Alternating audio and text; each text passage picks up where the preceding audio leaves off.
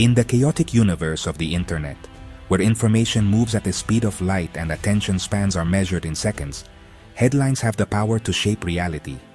Every day, millions of stories compete for our focus, but only a few manage to break through the noise and capture the world's imagination. Some headlines are so sensational, so outrageous, that they don't just report the news, they warp reality itself. They become more than just words on a page. They become cultural touchstones, sparking conversations and controversies that ripple across the globe. The claim that China offered the Philippines $15 trillion for the West Philippine Sea was one such headline. It was a story that seemed almost too incredible to believe, yet it was everywhere, on news sites, in group chats, and splashed across social media feeds. Like wildfire, the story spread, captivating not just the Philippines, but audiences around the world. People scrolled, shared, and commented, fueling a digital frenzy that made the headline impossible to ignore. The number itself was staggering: $15 trillion. It was a sum so vast, it defied comprehension, dwarfing the budgets of entire nations and far exceeding any normal diplomatic negotiation. For many, the headline instantly became a symbol of national pride, of deep anxiety, and of wild economic fantasy. It tapped into hopes for prosperity, but also fears of what might be lost in the process. For countless Filipinos, the idea felt like a devil's bargain. Unimaginable wealth offered in exchange for a piece of the nation's soul. The emotional impact was profound, stirring debates about identity, sovereignty, and the true cost of such a deal. Internationally, the headline hinted at a seismic shift in global power dynamics. Analysts and commentators speculated about what such a deal could mean for the balance of power in Asia and beyond. The story's simplicity and sheer scale made it irresistible. It was easy to share, easy to understand, and impossible to ignore. A perfect storm for going viral in the digital age. It bypassed complex legal debates and historical context, boiling everything down to a single, shocking figure: $15 trillion. That number became the story, overshadowing all nuance. The rumor quickly blurred the line between speculation and fact, sparking heated debates from Manila to Washington. Politicians, experts, and ordinary citizens all weighed in, each with their own interpretation of what the headline really meant. In the end, it was a stark reminder of how a powerful narrative, true or not, can shape public perception in the digital age, influencing not just what we think, but how we feel about the world around us. The South China Sea, or West Philippine Sea, is a vital artery for trade, rich in resources, and a flashpoint for national claims. The Philippines asserts its rights based on geography and international law, while China's sweeping nine-dash-line claim clashes with those of several nations. In 2016, an international tribunal ruled in favor of the Philippines, but China rejected the decision, leaving the dispute unresolved. This backdrop of legal battles and power struggles set the stage for a rumor like the $15 trillion offer to take root. Placing the $15 trillion claim in context exposes its absurdity. China's entire GDP in 2025 was about $19.8 trillion. Offering 75% of that for a single territory is unthinkable. China's focus has been on domestic stability, not reckless spending abroad. The figure likely originated from unrelated U.S. investment news, twisted into a sensational rumor. No government would cripple its own economy for such a deal. The claim fails every test of logic, economics, and statecraft. The $15 trillion rumor began in the shadows of social media, not from any credible source. Sensational claims thrive online, spreading rapidly through algorithms and echo chambers. Each share lent the rumor false legitimacy, especially when passed between friends and family. The rumor tapped into existing fears and suspicions, making it feel plausible to many. Confirmation bias fueled its spread, while official silence allowed it to harden into fact. By the time fact-checkers responded, the story had already gone global. This episode reveals how easily misinformation can hijack public discourse. A compelling fiction can force governments to respond as if it were real. The rumor's impact was immediate and divisive in the Philippines. It deepened rifts over foreign policy, sparking protests and online campaigns against a non-existent deal. Politicians were forced to address fiction instead of real issues.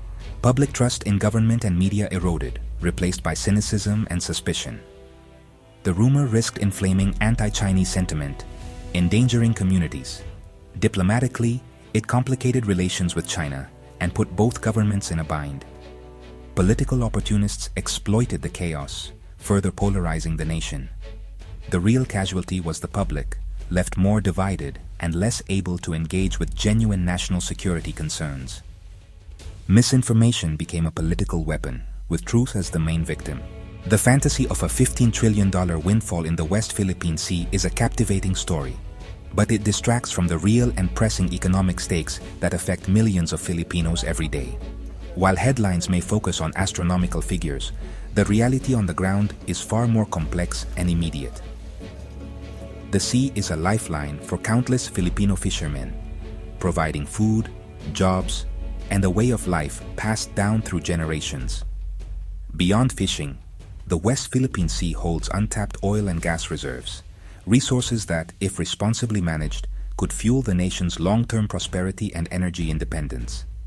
Yet, ongoing harassment of local fishermen and the stalling of energy exploration projects threaten not only individual livelihoods, but also the country's broader energy security. These daily struggles are often overshadowed by grandiose promises that may never materialize. The true value of the West Philippine Sea lies in sustainable development, balancing economic growth with environmental stewardship, rather than chasing after a one-time, unrealistic payout.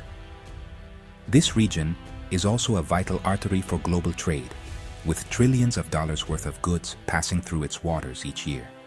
Its stability is essential not just for the Philippines, but for the entire global economy. The rumor of instant riches frames the issue as a false choice between cash and sovereignty, obscuring the ongoing, very real economic losses suffered by ordinary Filipinos due to instability and conflict in these waters.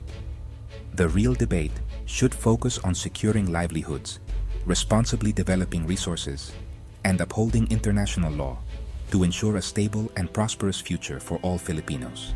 When the $15 trillion rumor first surfaced, it quickly captured headlines and social media feeds, sparking confusion and heated debate across the region.